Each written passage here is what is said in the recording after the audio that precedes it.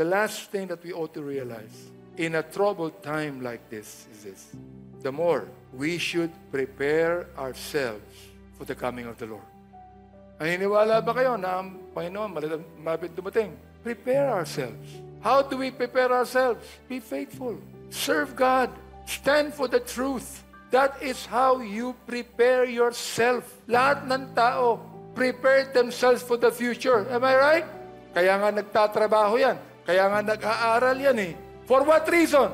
That they might be prepared to meet the future on earth. But what about your preparation to meet God one day in heaven? What preparation are you doing?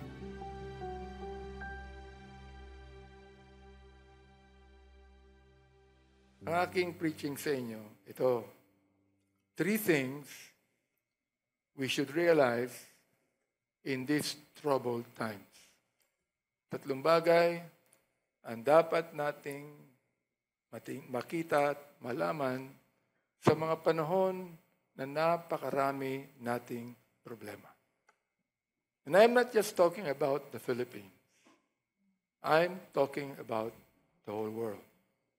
And of course, if you have been reading the Bible, Daniel, for example, or the book of Revelation, or the book of Thessalonians, all right, or Matthew 21, or Luke 21, Matthew 24, you're going to find out that what we are experiencing today are all signs of the second coming of Christ.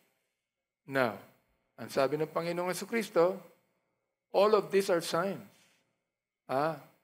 Pero hindi pa ako darating.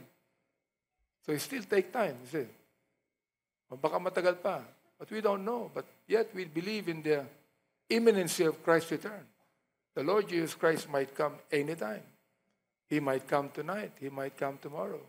And I think that what is happening in the world today is very ripe in the second coming of the Lord Jesus Christ. And you know, I was telling our people for several days now, we had revival nights.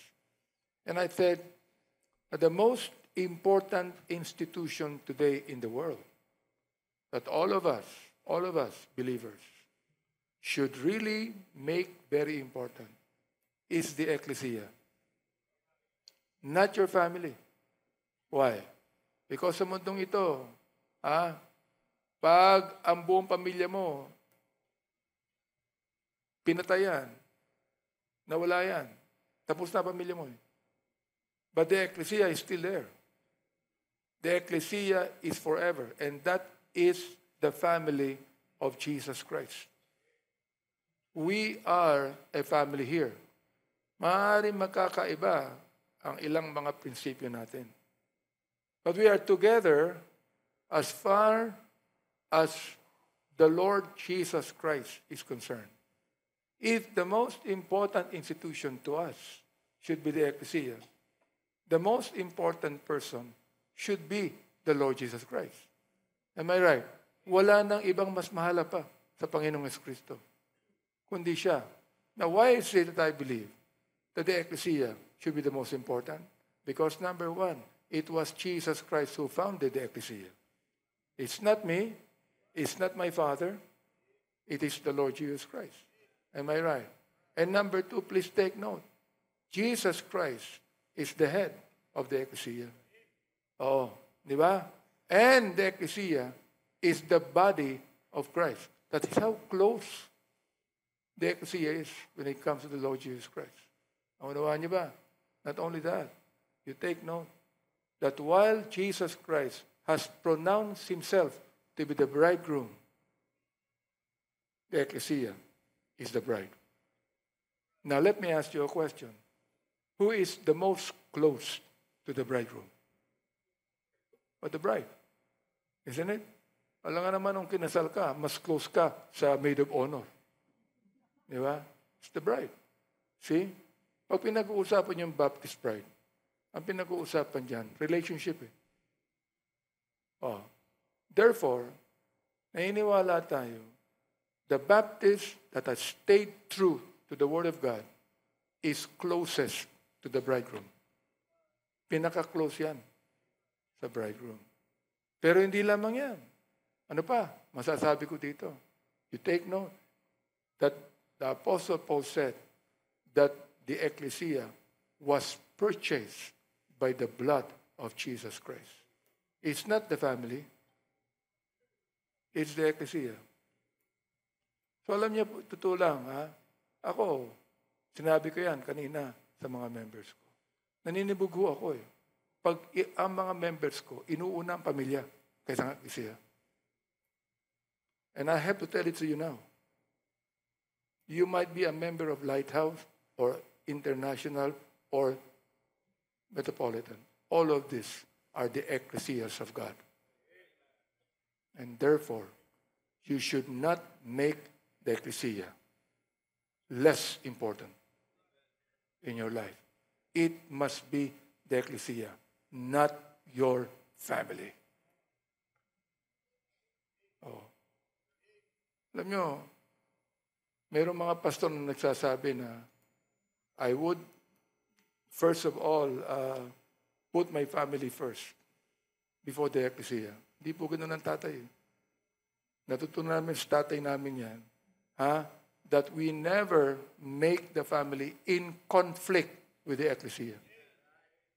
My family should always be complementary to my ecclesia. Do you realize that? Kapag ang pamilya ko goes against my ecclesia, I will support my ecclesia more than my family. Sinabi ko na po ito, Kifo, nung siya nagluluko eh. Sabi ko sa kanya, you're not welcome in my home. You know why? Because you're insulting my God. Anyone in my home that insults my God is not welcome in my home. Do you know why? Because God and Jesus Christ is the head of my home. See? Kaya for quite some time, hindi siya tanggap sa tahanan ko. And he began to understand that. And later on, he came back. Di ba? And even surrendered his life to the Lord. And now he is a preacher. Why am I telling you this, folks? Why? Because if there is any institution that the devil wants to destroy, it's not your family. It's the ecclesia. And he is destroying it now from the inside. Oo. Marami na ngayon mga ecclesia na nagbago. Binago ang Bible. Binago ang awitin. Binago ang lahat ng mga bagay na hindi ka na makapunta dyan. I have a lot of friends in the States. Guro, when I went there since the 1980s, I have preached to about 300 of them. But you know what? Pili ko na lang ang maaaring puntahan ko pa ngayon para makapag-preach ako. It's not because I hate them. It's not because I want to condemn them. But it is because they have become totally different. Di ba? In fact, there was one time that I was in a church of a friend of mine, and we came in late kasi naligaw kami. We came in late, and the pastor's wife came to me and said, I know why you came late. I said, why? You don't like our music. Sabi ko, it's true. I don't even know the kind of music you sing right now. Pero nung araw, my goodness, they sang all of the hymns that we know how to sing. Marami ng pagbabago ngayon. You know that? Sabi ko, lumalago po yung mga gawain natin. Hindi tayo nagbabago ng anumang method.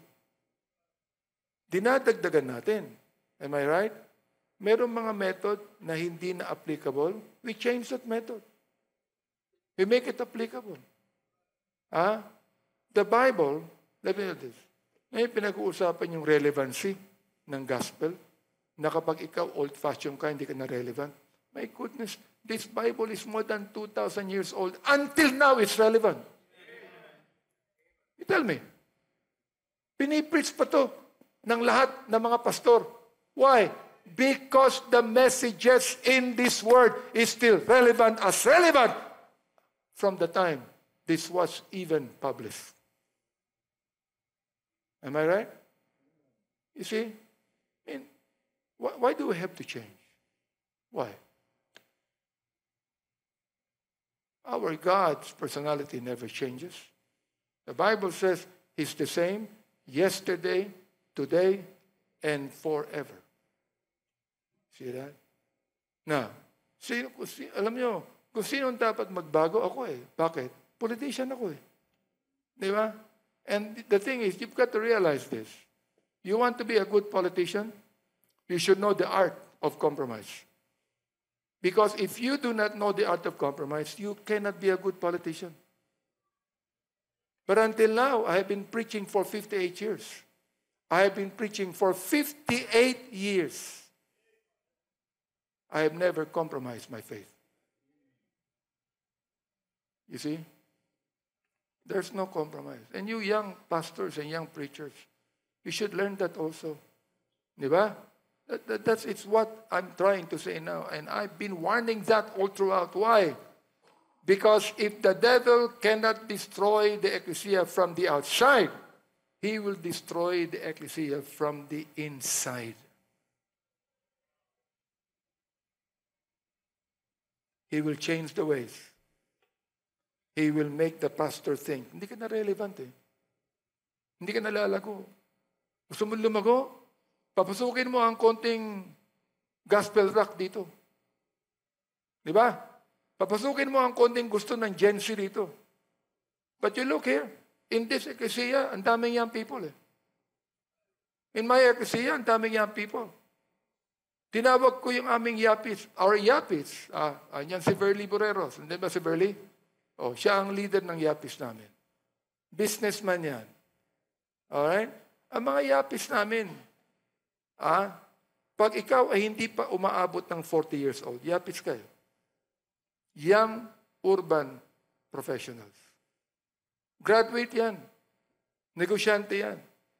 Mga doktor yan. Mga abogado yan. Mga CPA yan. Mga engineer, lahat yan. How many do we have? About 400. You see? Andyan yan.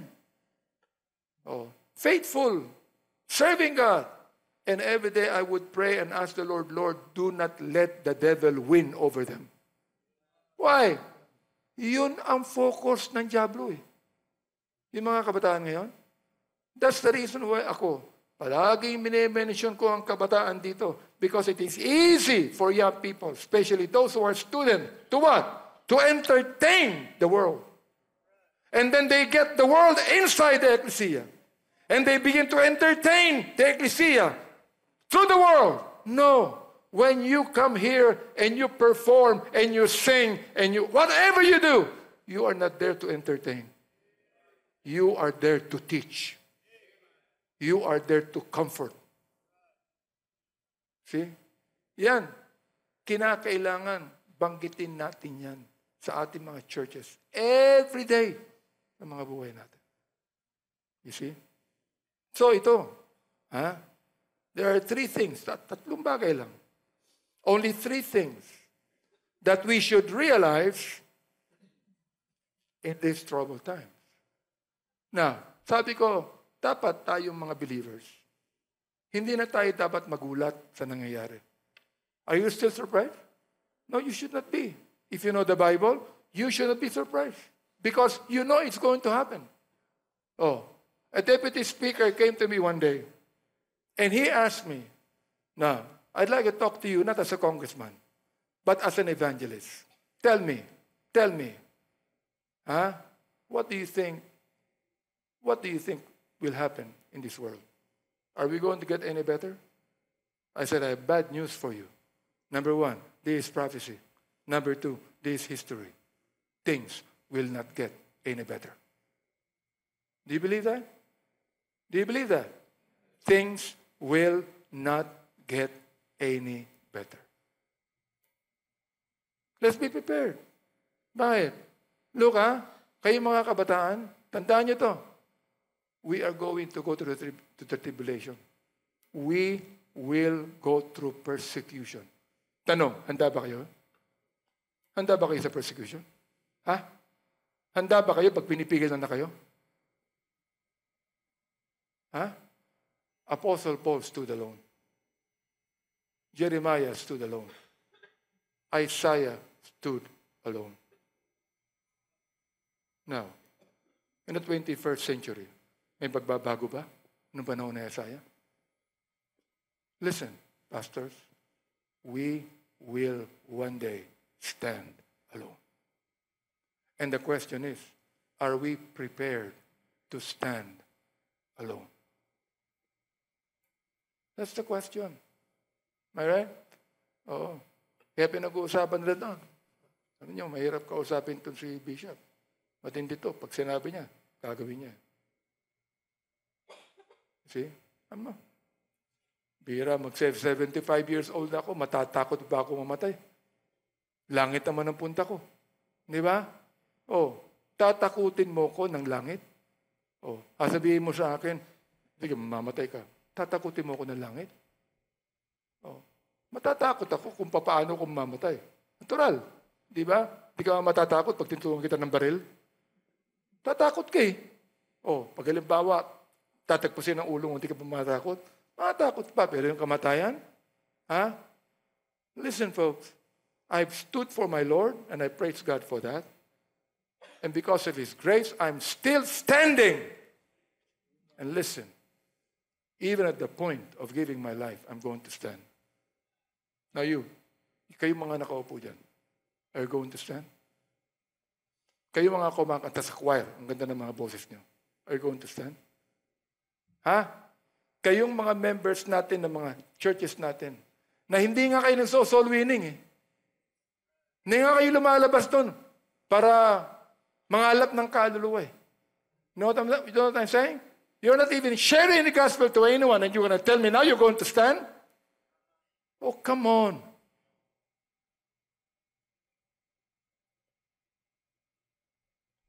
Now, you tell me, do I talk like a politician here? Or do I talk like a pastor? Please take note that Daniel was a politician, but he stood. Amen? And because he stood, he was even thrown in the lion's den. Oh, Shadrach, Meshach, and Abednego were politicians. They were presidents and premier in the court of a Gentile empire, an emperor. But they stood. And because they stood, they were thrown in the fiery furnace. Apostle Paul, before he came to know Christ, was a member of the political alliance of Israel. He was a Sanhedrin, a member of the Sanhedrin court. He was a very good lawyer. He had the only one who had a license to put Christians in prison. Yet, when he came to know Christ, he stood. And the Bible said he stood alone. And I would like to challenge you who are living today and saying, I'm saved. Let us stand for Jesus Christ. Whatever happens. Amen? Whatever happens. So makikita nyo, ang verse na binasa ko. A verse that speaks of the love of God.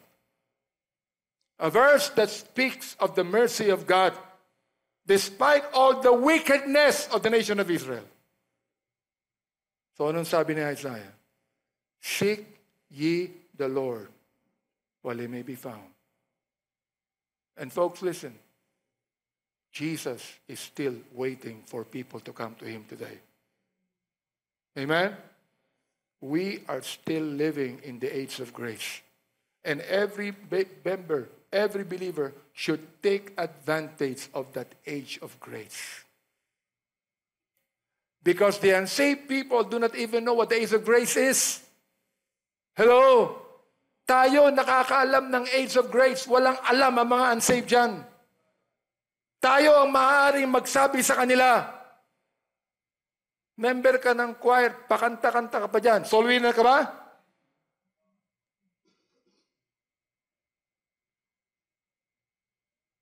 Ilan ang nawin mo this week? Ilan ang shinare mo ng kaluluwa this week? And I'm not telling this to you only. Ang mga tao ko, babad na sa kanyang mga salita. You see? Oh. Kaya tinan nyo, A soul-winning message here. Anong sabi ni Isaiah sa mga Israelites? Na walang naniwala sa kanya. Can you imagine? Isaiah preached for 60 years and nobody even believed in him. Samantalang tayo, magpipreach tayo, people come forward to be saved, correct? Oh, every week, we have people getting baptized. During Isaiah's time, no one believed in him. No one. Huminto ba siya? The Lord even told him, to go naked and walk for 1 year as a naked man. Am I right? He did that to show forth the nakedness of the nation of Israel. You see? Oh. Pero anong sabi ni Isaiah? Let the wicked forsake his way and the unrighteous man his thoughts. And let him return unto the Lord. And he said, and he will have mercy upon him. You know the mercies of God. The unsaved doesn't even know that. Take advantage of it. Hello? Hello? Naunawaan niyo ba ako? O mga tanga kayo sa salita ng Diyos? Hindi kayo nakakaunawa. Pero ang bilis nyo sa Facebook. Ang bilis nyo sa iPad. Ang bilis nyo sa iPhone. Ang bilis nyo manood ng Netflix. Pero pag pinag-uusapan ng ganitong mensahe, walang makapag-amen sa inyo. Nakikinig ba kayo? Magalit kayo sa akin. O ano ngayon?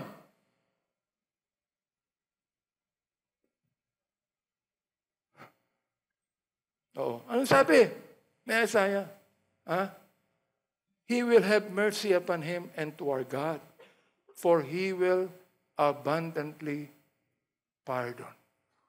Can you imagine? Despite all the rebellion, despite all the backsliding, despite all the hard-headedness of Israel, yet ang sabi ni Isaiah, God is still there and He is going to abundantly pardon. My goodness, that's grace. That's mercy. See, nung ikaw naligtas, binigyan ka ng Panginoon ng pag-ibig sa tao. Tama, mali? Bakit? You say you know the Lord Jesus Christ, di ba? You say you know Him. Ibig sabihin, you have the life of Christ in you. Am I right? If you have the life of Christ in you, you have the fruit of Christ-like graces in you. Galatians chapter 5. Am I right? Nandyan sa'yo yan. Gamitin mo. Gamitin mo sa hindi nakakakilala. Ligtas ka dahil ginamit din yan ng mga nag-share sa iyo ng kaligtasan, ang pag-ibig ni Kristo, and because of that, you are saved today. And therefore, you, as a recipient of the love of Jesus Christ, must also use that to others that do not know the Lord. Ang pinangako ko ngayon, taon na to, that's the reason why I authored the National Baptist Day. And I'm so glad my brother is the convener of it. Going around. Pinipigilan ko na siya magmotorsiklo. Tikas ng ulo. Nabalian na. Nagmumotor pa hanggang ngayon. Why? Meron siyang passion Hindi ba?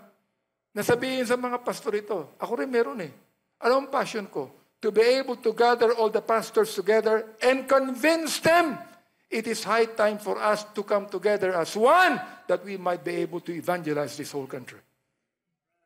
Am I right? Ay sinabi ni Apostle Paul sa Romans 10:1?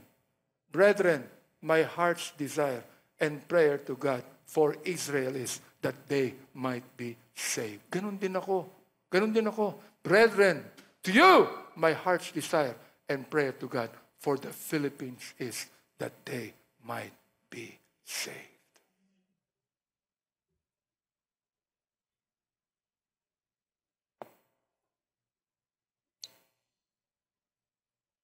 Firstly, we ought to realize that more people need the Lord today. Am I right? More people need the Lord today. The global population has now exceeded 7 billion.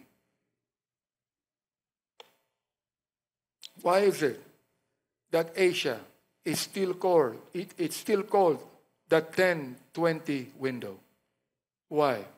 Because Asia, as a continent, the most populous continent in the world, is still very much unevangelized. Mas evangelized pa ang Africa kaysa ang Asia, pakakala nyo. Oh. Ilan ang China? 1.2 billion. Ilan ang India? 1.4 billion. Ilan ang Indonesia? 350 million. Ilan ang Pilipinas? 116 million. Now you tell me. All right? We are now the second country after the States that are sending missionaries all over the world. We are now the second country. Okay? But still, we need more people that will give their lives to go to many of those countries. We need more people that will dedicate their lives to the Lord. Ako, sawa na ako mag-preach na surrender. Ewan ko sa kapatid ko, ha? Di ba? Oo. Dito ba may nagsusurrender dito? Nako. Pag maganda ang pag-aaral niyan sa labas, hindi mag-surrender yan. You know what I'm saying? Ganon din sa amin eh. Oh.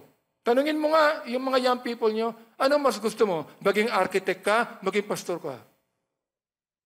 Hello? Mas maging architect? Dedicate ko na lang ang buhay ko. O, kita nyo? Tama ba ako mali?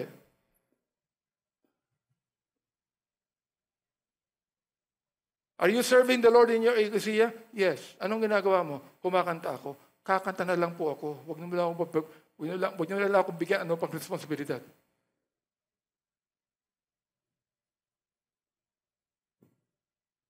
Di ba?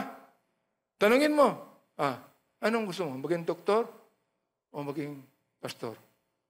Anong sagot? Anong sagot?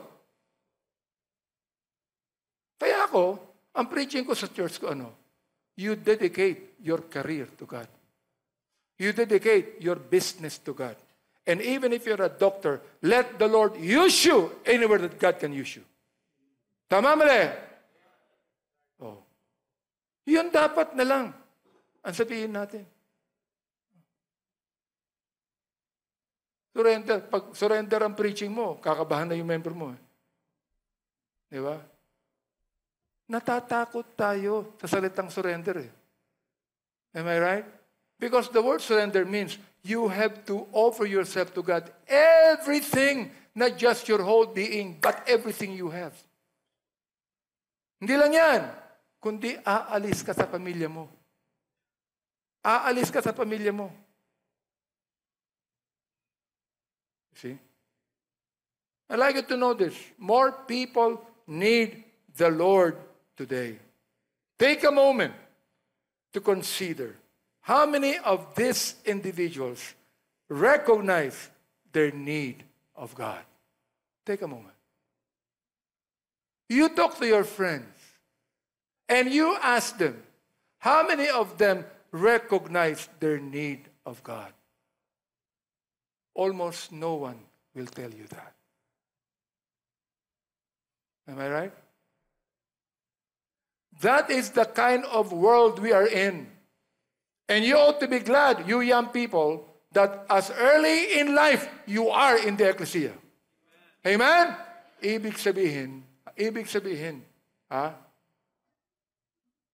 nakaligtas kayo sa mga bisyo ng buhay. Ito nga anak ko, hindi. Ito, kinausap to ng isang pastor. Sabi sa kanya, Fog, ba't di ka mag-Bible college? Sabi ng anak ko, bata pa yan, ha? 10 taon lang yata yan. Sabi niya, bata pa ako, sa Bible college na ako. Ganun ba? Oo. Yung bahay namin, Bible college yun. Kita nyo, diyan nabuhay yan. Diyan pinanganak yan sa ecclesia. Dinidicate yan dyan. Pastor ang tatay niyan.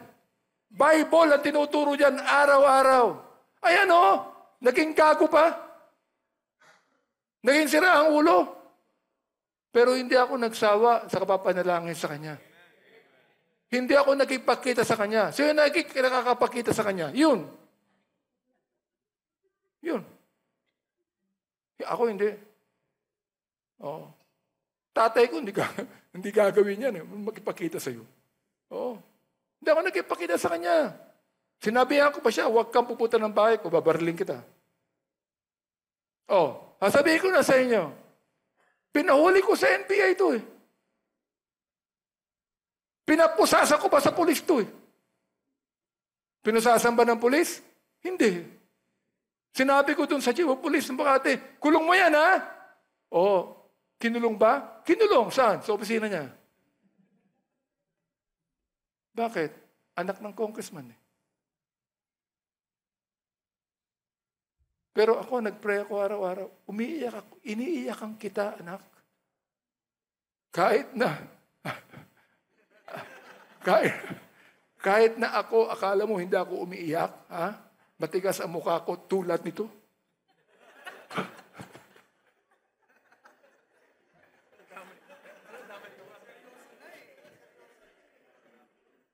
Iniiyakan kita. Nagpipray ako sa Panginoon, Lord, sana kung tunay mang anak nyo si Fog, pabalakin nyo na po. Kung hindi na po babalik yan, Panginoon, papatayin nyo na. Bumalik. When was that? 6 years ago? He came back. Hindi ko akalain, babalik siya eh. Hindi ko kinakausap, di ba? Hindi ko akalain, babalik siya. Hindi lang nagbalik. Nag-surrender pa. Ako ba kinausap ko siya para mag-surrender? Pambira, paano ako mag-surrender yan? Sira ulo niyan. Di ba? Ngayon na-realize ko, mas gagamitin ka pala ng Panginoon kapag naging sira ang ulo mo. Ray, ito ba yan? Pwede. He surrendered his life to the Lord. He is now full-time in the work of God. He is now a preacher for about what? How many years now? 4 years. He preached a very good message last Friday night. He preached about humility. And I would like you to know, I was also convicted. I don't know if it's you or the Holy Spirit. See? Folks, listen. Kaya naniniwala ako, you never stop praying for people you love that you want them to serve the Lord. Don't stop praying. Continue on. Pasasaan ba, kung talagang anak ng Panginoon niya, babalik yan eh. Amen? Babalik yan. Alright? So I'd like you to take a moment for a while to consider how many of these individuals you know recognize their need of God.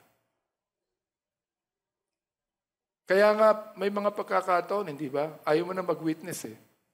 Dahil hindi ka naman kinikilala eh. Am I right? Yung mga young people, I know, you do not want to witness anymore. You do not want to share the gospel anymore because anyway, your friends will not even believe in you. You see? In the meantime, one deceiver after another continues to appear. Am I right? In the book of Matthew chapter 24, verse 4-5, anong sabi?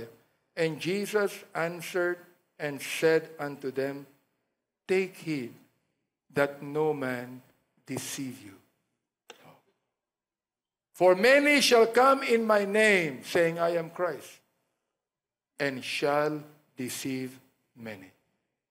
And the problem is, those people who are deceivers are within the ecclesia. They're inside. The devil is just waiting to pounce on the true pastor para gamitin itong taong ito to, confuse the people, to cast division to the people. Yet, we don't stop teaching. We don't stop preaching. We don't stop telling people about the Lord. Why? Because God never stops doing that. So, unang-una, we ought to realize in these troubled times, more people need the Lord today.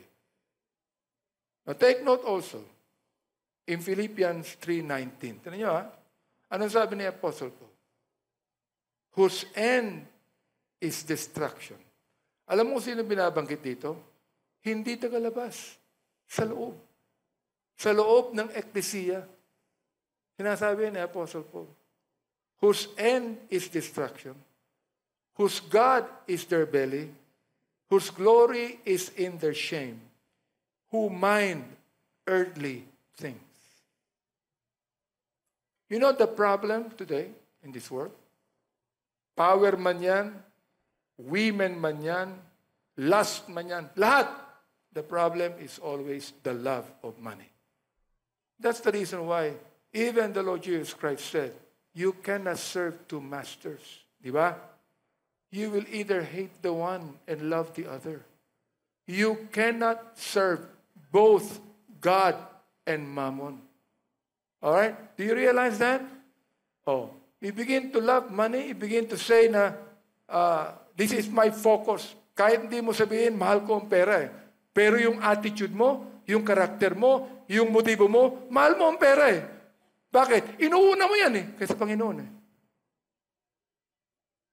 You always say in the pulpit, an idol to a believer in Christ is anyone or anything that goes between you and God. Di ba? Idol yan. So ano man naghihinder sa'yo na maging faithful ka sa Panginoon, that's your idol. And most of the time, the idol is the love of money.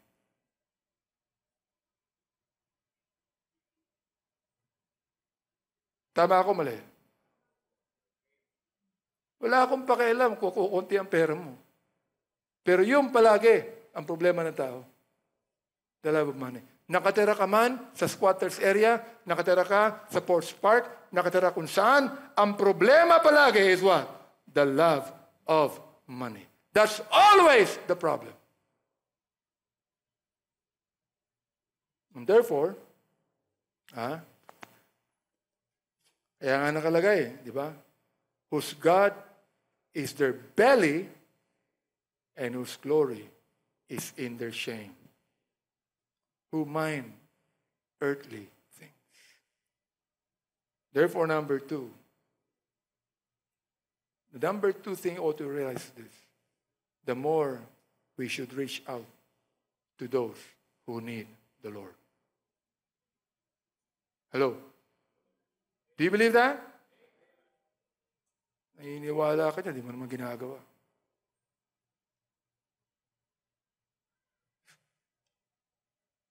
The more we should reach out to those that need the Lord.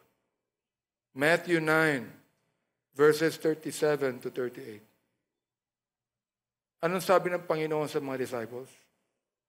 The harvest truly is plenteous. But what?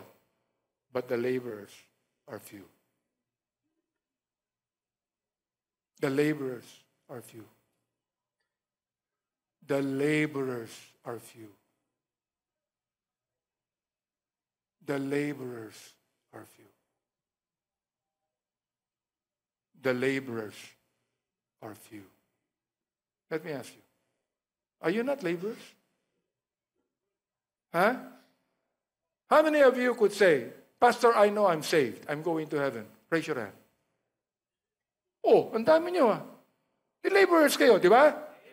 Bakit sinabi ng Panginoong Jesucristo, the laborers are few? Bakit? Bakit? Ang titigas na mga ulo natin Sa totoo lang.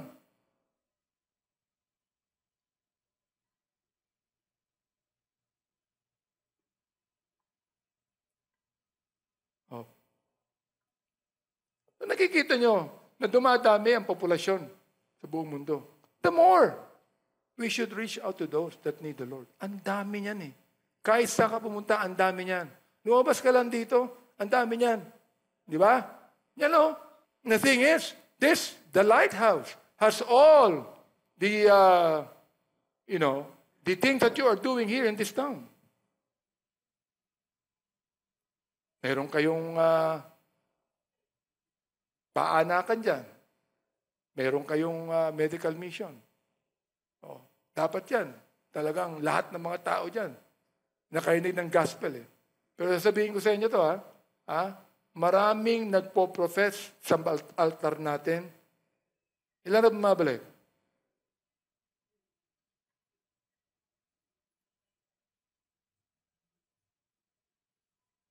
Marami nababautismuhan, ilan nagbabalik? Makakita ka ng mga report ng mga pastors, ng mga preachers na magandang attendance namin. Pero, pumunta ka doon, yun din nakikita mo dati, nakikita mo ngayon. Nasaan? Nasaan yung sinasabi natin nag-profess?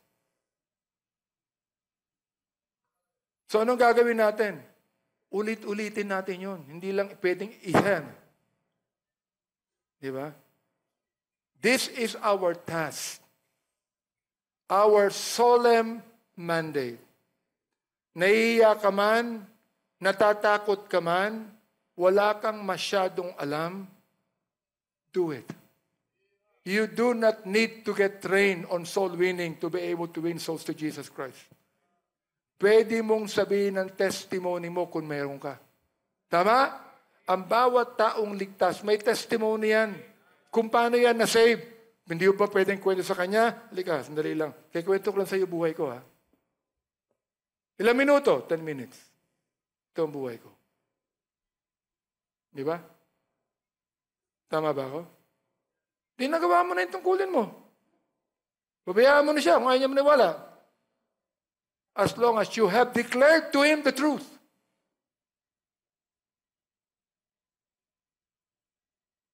I am encouraging each one, folks.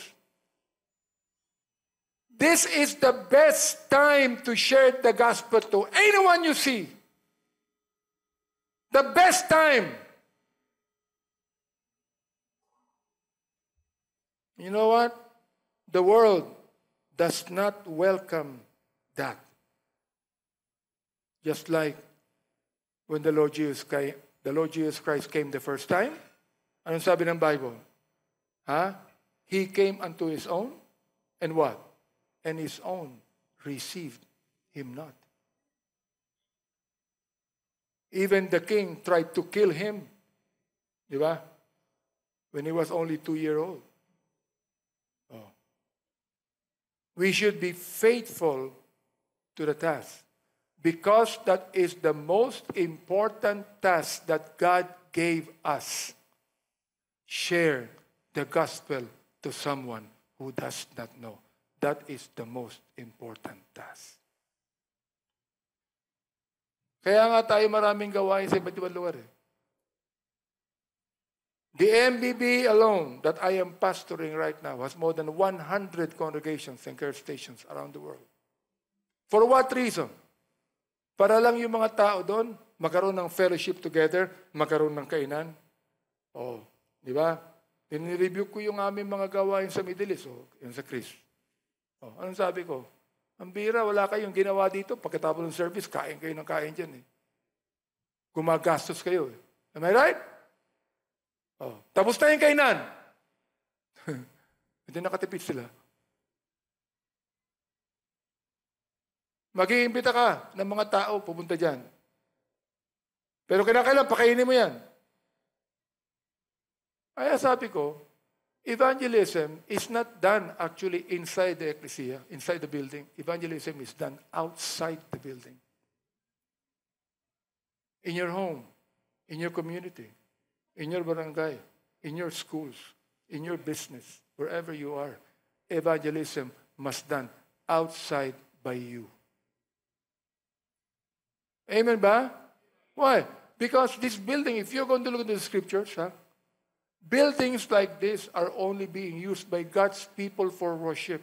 And you cannot worship with a mixed crowd. Sabihin mo sa akin, kung makakapag-worship ka, kung mayroong Mormon dyan, kung mayroong Muslim dyan, kung mayroong ibang relihiyon dyan, you cannot. Di ba? And the house of God is used for worship. Saan nagpupunta si Apostle Paul? Kung gusto niya mag-witness, saan? Sa marketplace. Am I right? Sa marketplace. Sa community. Sa synagogue. But, inside the home, like the house of Aristobulus, like the house of Philemon, like the house of Aquila and Priscilla, like the house of Lydia, they're only being used for God's people to worship God and to train them to be discipled and to disciple them and to teach them the Word of God. Listen, we do not have enough time for that. Just imagine kung ang eklesia nakakaroon lamang ng service on Sunday morning, Sunday night. Oh, isama mo na yung School of the Scriptures pag umaga. Isama mo na yung prayer meeting. Yun lang. And you think you have enough time to study God's Word? Sige nga. Meron pang isang American pastor, pinisita ako, Ben. Ang sabi sa akin, you know what you're doing? You are tiring your people. Pinapagod ko rin yung mga tao ko.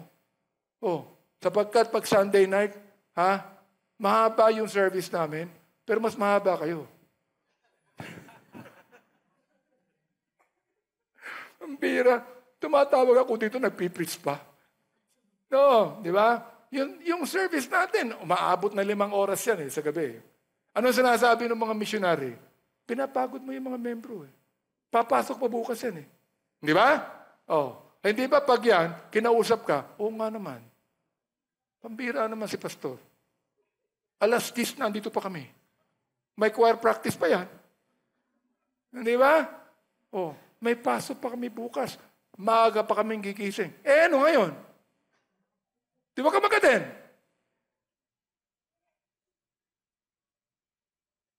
Di ba? Pinipilit ka ba mag-attend? Oh. Wala magiginig sa'yo. Kahit mag-isa lang ang tao dyan. Pag ako sinabi ng Panginoon sa akin, mag-preach ka, mag-preach ako.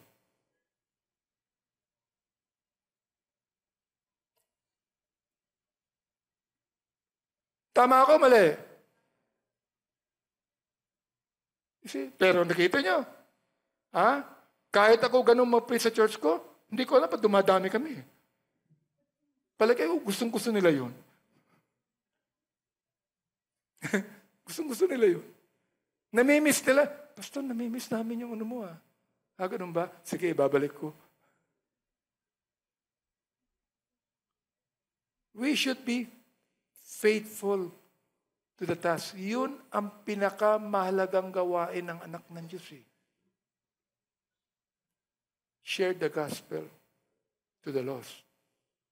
Am I right? Yun ang gawin natin. Hello.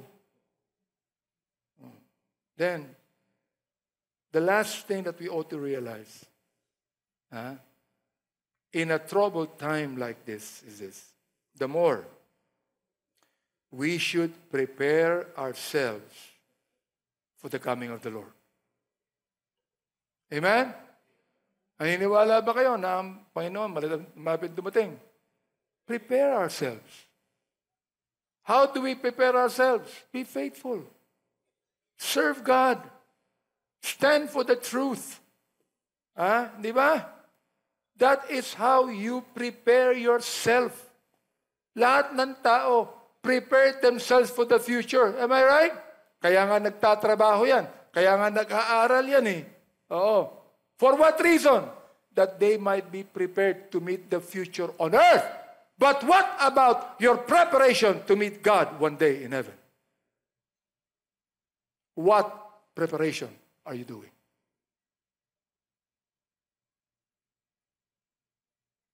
Diba? Listen now. The ecclesia serves, Daniel, as a refuge where believers are encouraged to remain steadfast. as we anticipate the return of our Lord. Ano nakalagay? Sa Hebrews 10:25.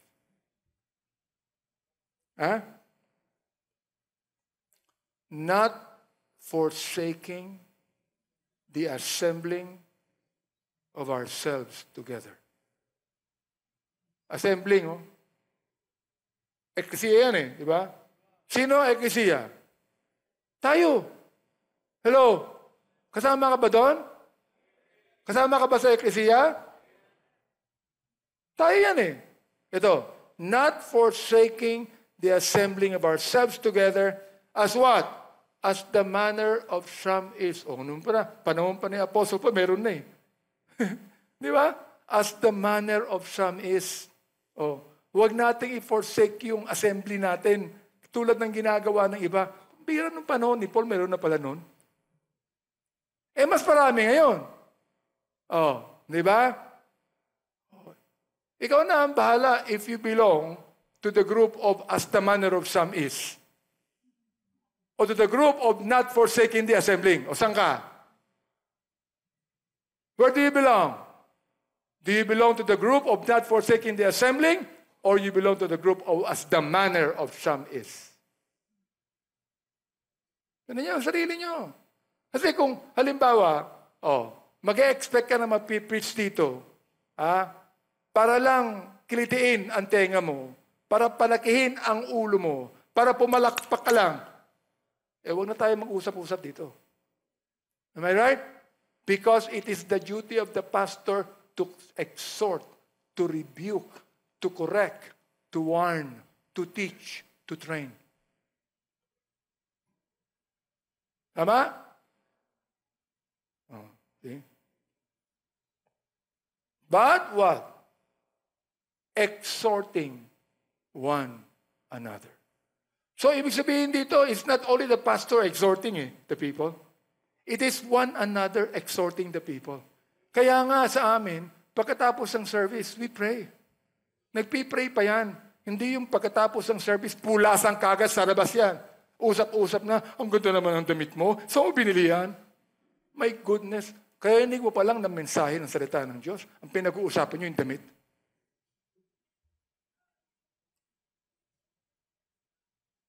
Tama? Naku, ang ganda naman ng makeup mo. Kaya mo ka na pa makeup. Lalaki ang kausap,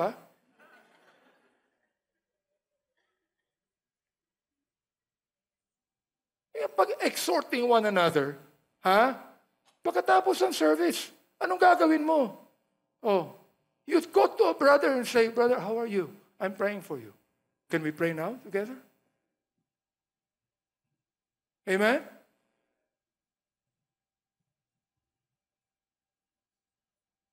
Kikita ko yan kahit nung araw pa, sa kabilang church kami, di ba? Pagkatapos ng service, unahan na kagad sa labas. Kwentuhan na kagad, pinagkikwentuhan. Saan tayo kakain ngayon?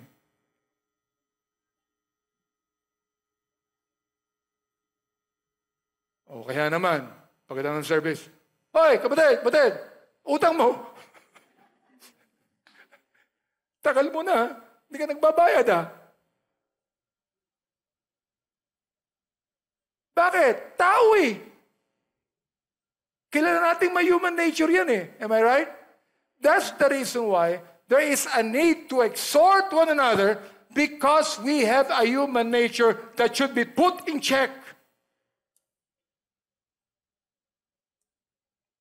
And the ecclesia serves as a refuge for that. The believers are encouraged to remain steadfast. Why? Because we know that the coming of Jesus Christ is near.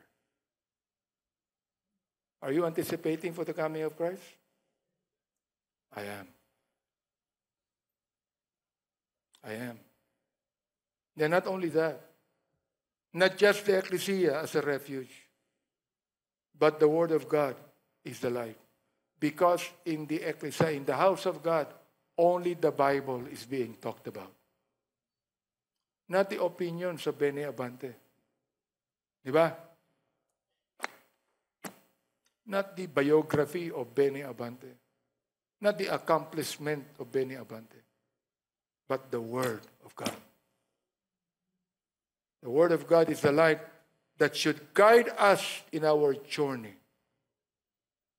to the land where we will never grow old. Luke 18:8, ang sabi, I tell you that He, Jesus Christ, will avenge them speedily. Gaganti agad ang Panginoon. Nevertheless, when the Son of Man cometh, ito, matinding tanong to shall He find faith on the earth? Can you imagine? Ang dami mga anak ng Diyos. Ngayon, tayong lahat, mga saved tayo. Ito ang tanong ng Panginoon. No? Pagdating ko, makikita ko ba ang pananampalataya rito?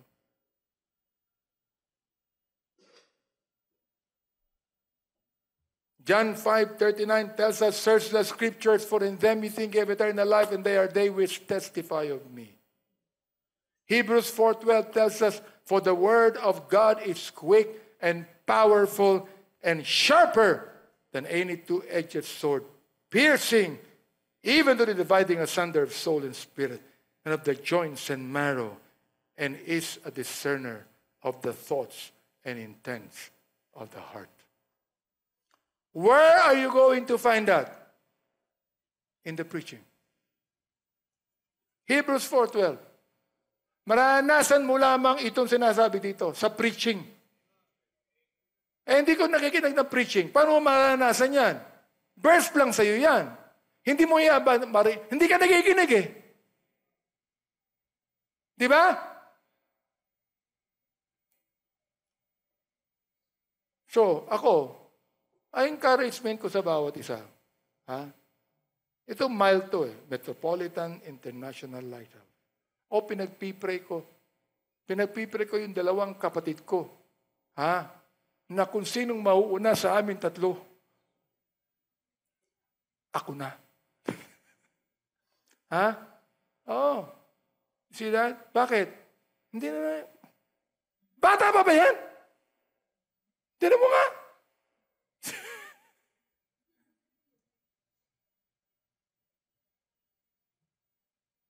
We do not know what will happen the next day, am I right? Oh. So, I would like to encourage each one. Kayong mga pastors, kayong mga preachers, lahat kayong mga faithful members ng ating mga gawain. Let us start. Let us build more ecclesias. Start more congregations. Start more care stations. Not for the use of social event nor fellowship, but for the use of telling others of Jesus Christ. Kapag mayroon dyan naging member na gustong maging social at fellowship, tanggalin mo. Hindi blessing yan sa mga members mo. Pero pa nakakita ka ng mga member na ang focus niyan, mag-witness, magaling yan. Amen? Magaling yan. Pero kung yung focus ng member na yan, maghanap lang ng maliligawan niya, hello? Di ba? Mga boys.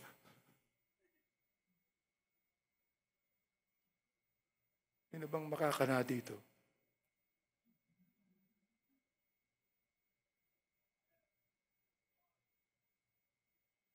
Pero alam nyo, pag ang focus niya, salita ng Panginoon, nakikita mo na talagang very serious siya sa paglingkod. Blessing yan. Amen? Blessing yan. Gusto niyo maging blessing? Maging focus kayo sa paglingkod kay Kristo. Sabi ko nga, natanda kong ito, hindi ko na kailangan pa yung problema Anong benefit? Luka, ito Tanong to kanina to. Rebellious ka. Anong benefit sa buhay mo? Anong benefit? Pasaway ka, anong benefit? Sabihin mo sa akin. Backslidden ka, anong benefit? Meron ba? Wala pala eh. Maging matalino ka. Oh. Mas may benefit na maging malapit ka sa Panginoon. Mas may benefit na maglingkod ka sa Kanya. Am I right? Mas may benefit, maging faithful ka. Naunawaan niyo ba ako? Ha? Ngayon, gagawa ang Diablo sa buhay mo eh. Sabihin ng Diablo, pampira, tagal-tagal mo na dyan eh. Hindi ka malang kinikilala ng pastor mo eh. Hindi pinapakita pangalan mo eh. Lilingkod ka. Mas ka na dyan. So, anong benefit? Kung magikinig ka sa mga ganon? Wala eh. O for example, like, busy ako eh. Hindi ako makapaglingkod sa Panginoon. Busy ako eh. So, anong benefit, for example? May negosyo ka. Dahil sa kabisihan mo sa negosyo mo, yumaman ka. May career ka. Dahil sa naging busy ka sa career mo, wala kang paglingkod sa Panginoon, gumanda ang career mo. Tanong, anong benefit later? Ano? Ang tagumpay ka? Successful ka? Tanong, anong benefit? Look, tumingin kayo sa akin. Tinayan niyo yung bibig ko. Mamamatay ka din. So anong gusto mong gawin? Lagay mo yung diploma mo sa kabaong mo.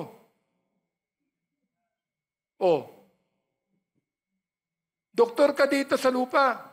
Alright. Maraming benefits sa lupa yan. Marami kang ginamot, di ba? Wala akong panahon sa Panginoon dahil sa pagiging doktor ko eh. Namatay ka. Punta ka sa langit. Kailangan pa ng Panginoon doktor doon? Hello? Alika. Kailangan ka, doktor ka, di ba? Marami may sakit dito eh. Wala nang sakit sa langit. Abogado ka. Palaya ka na sa korte. Wala kang panahon maglingkod sa Panginoon. Di ba? Wala kang panahon gamitin ka ng Diyos. Bakit? Abogado ka eh. Busy ka eh. Alright. Yumaman ka sa pagiging abogado. Marami ka natulungan dito. Yan lang ang benefit dito. Mamatay ka eh.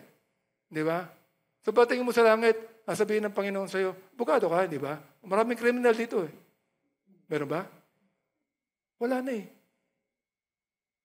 Look, lahat ng tagumpay mo dito, lahat ng ginagawa mo dito, dito mo lang magagamit yan. Kahit pera mo. Naunawaan niyo ba ako? Kahit pera mo. Wala kang madadala kahit saan. Mag-iipon ka ng pera, hindi ka nagbibigay sa eklesia dahil nag-iipon ka ng pera later on. Bakit? Alam mo ba kung kailan ka na mamamatay? Pag namatay ka, marami kang pera. Kaya na mo iiwan yan. Pag hindi mo iniwan kahit kanino yan, pupunta yan sa gobyerno. Am I right? Iwan mo yan sa mga anak mo. Mga gago mga anak mo. Palagay mo kaya, yung perang hindi pinaghirapan ng tao, gagamitin sa maganda paraan? Isip ka. Hindi ka nag-iisip eh. Alam niyo, sa totoo lang, ginagawa tayong tanga ng Diablo eh, sa mga ganyang bagay. Di ba? Makinig kayo sa akin. Totoo naman yung sinasabi ko eh. Kung mali ako, sabihin niyo mamaya, alam mo, mali ka eh. Explain mo sa akin kung saan ako nagkamali. So, ito ang pakiusap ko. Sa ating lahat ngayon, November 30 ngayon. Bukas, December na. Diba? Alam niyo ba, the month of December is the most open month to tell others of Jesus Christ. Bakit? Lahat ng tao ang iniisip Pasko. Di ba? Sabihin mo sa kaibigan mo, lika, may regalo ko sa'yo. Lilibre kita sa Starbucks. Magkano lang ba ang Starbucks? Di ba? Pumunta kayo doon. Libre mo. Witnessan mo.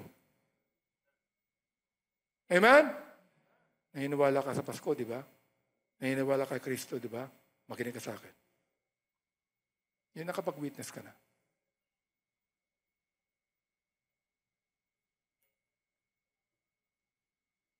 Use this month. This is the best month to use to share the gospel to others. The best month to. So, mag-start tayo ng mga gawain. Kahit na hindi ka sabihan ng pastor mo. Sabihin mo sa kanya, Pastor, nag-start ako ng Bible study. Matutuwa pa siya eh. Amen. Ha? Hindi niya sabihin, teka, nagsabi ka ba sa akin? Hindi niya sabihin yun eh. Anything that you can do for God, di ba? You are given the opportunity, to do it. Do it!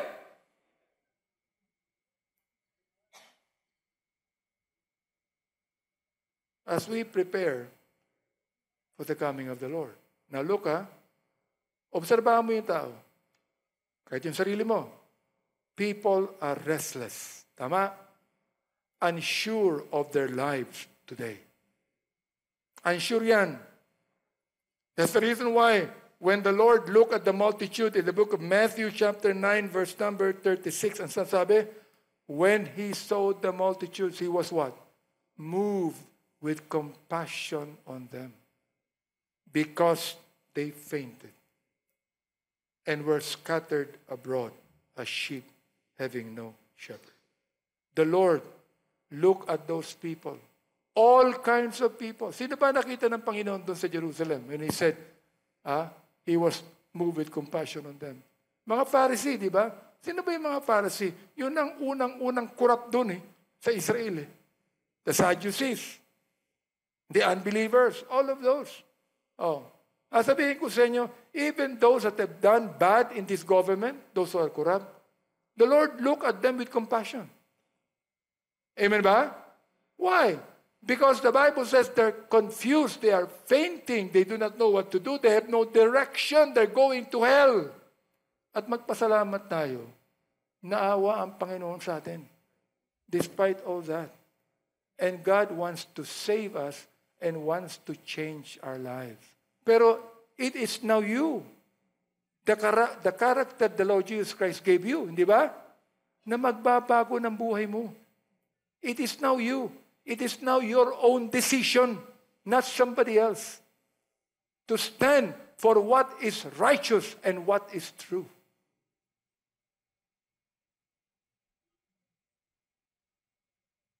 The Lord looks upon all people with compassion, and we should also.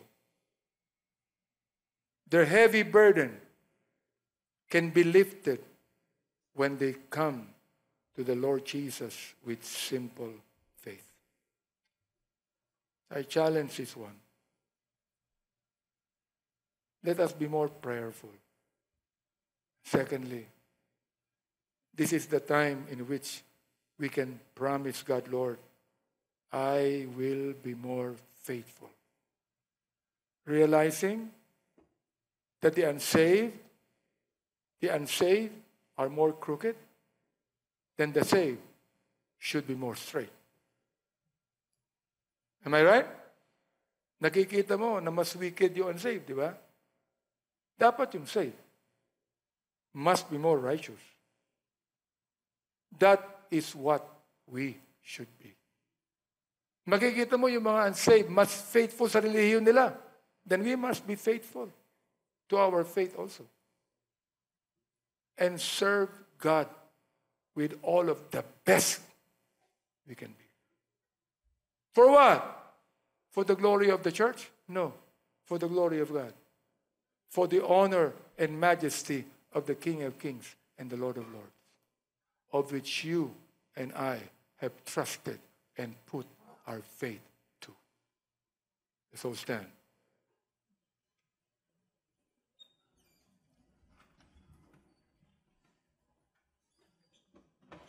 Every head bowed, every eye be closed. Now, I do not know how you take this message tonight. I am just depending on the Holy Spirit. On the Holy Spirit. On how He spoke to you. So while every head be bowed, every eye be closed. Nobody leaving, nobody getting out. Everyone, focus on Christ alone. We're not going to sing anymore.